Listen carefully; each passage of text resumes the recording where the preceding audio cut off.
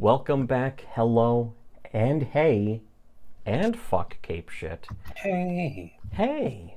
To another episode of Shittywebcomics Weekly, brought to you by our Subscribe backers. Make sure to like, share, comment, subscribe for sharing to our Subscribe backers for money. It supports us, and also you get access to all the super secret, deep lore that everyone else is afraid to talk about, including Kiwi Farms. But, you know, all your other YouTubers are interested in covering up the truth. But if you want to know the truth that they are trying to cover up, you can. The only way is to donate to our Subscribe Star, lol, at your expense if you're not donating to our wonderful Subscribe Star. Continuing on with Booty Royale, which again, I would refer to it by the original authentic Japanese title, but I'm going to call it Booty Royale because I speak English. That's why. I speak American like you should. Asshole. Anyway, so we're getting into, I forgot, this is in the second chapter. It's near the beginning of the second chapter where she's going to be taking on the enemy guys who, in fact, I think this is after she fights the first guy who sort of gets her pinned, gets her on the ground, and just starts ripping her clothes off. And she's like, oh no, this guy's better than I thought. And he's like, yeah, he's a blue belt in jiu-jitsu. Blue belt, ooh, scary. Scary. But then she fucking like slams his face and knocks a bunch of his teeth out. And she's like, Dad, I have won, yay. That's pretty much what she's like. So, the beginning of the second chapter is flashing back to the Shaolin Monastery or whatever, or her father, who is dead actually, but it's her as a kid with black hair instead of the blonde hair that she currently has. So, which just straight up is telling you, yeah, she dyes her hair pretty much. Did you think she didn't? Of course she does. But she's like, father, and punching a thing, and he says, hit it, but I am hitting it, Dad. And he goes, you're not hitting it, just pushing it.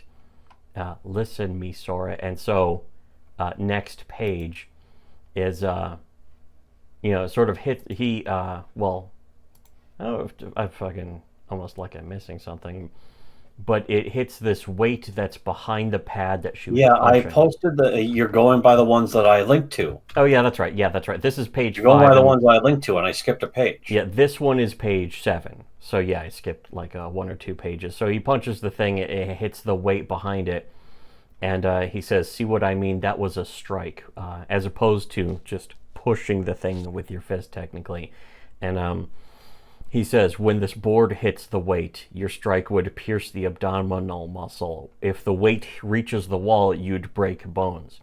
And so this is establishing her father. And it's also sort of establishing like the slightly tragic path, the way that every, hero's journey kind of formula has to have is like, oh, her father who died taught her this important skill, and the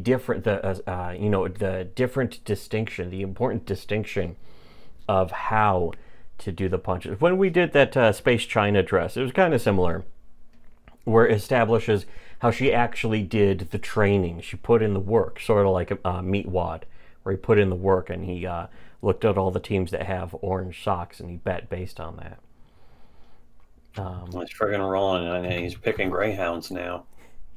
that was such a great. That's one of the few endings where Carl is just straight up, because Carl is getting rich through Meatwad's completely insane sports betting, where he's winning every time based on the dumbest criteria. And then Shake, of course, one of my favorite Shake quotes is when the crowd zigs, Master Shake zags, and fucking bets the opposite and loses.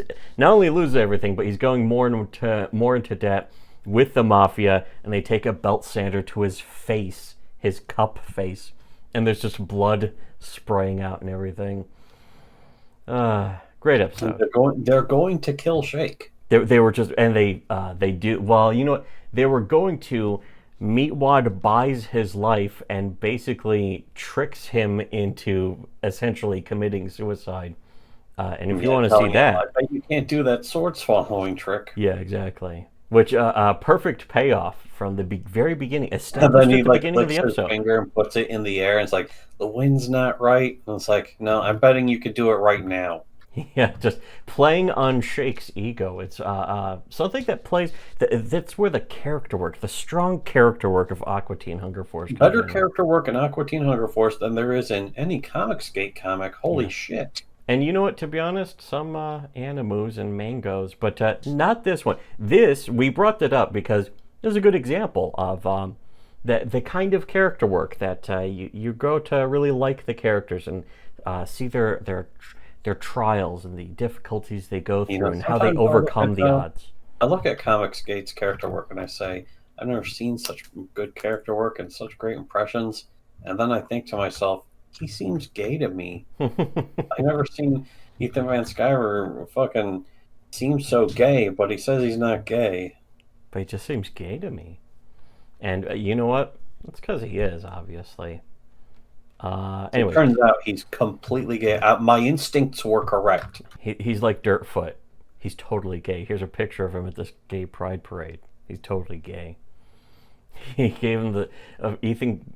Whenever Ethan's webcam is on, he's giving all the men a look like, "Hey, I wear running shorts." I totally busted him cutting pictures of a Jeep out of a magazine. Yes, Man, that's pretty fucking that's gay.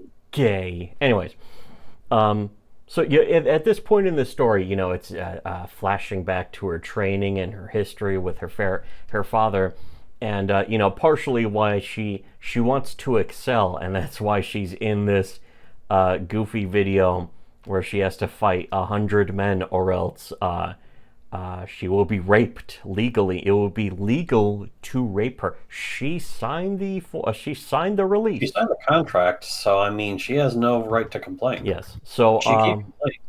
she's punching a bunch of the guys, and she's knocking them out with one punch, which is, you know, it's cool. She's sort of like a one punch female, if you will. But then her, It's a funny concept. Just by Yeah. itself on its own, it's still a funny concept. Even if you're here to see her get pinned down and fucking brutally fucked hard, but it's still, it works on the concept alone.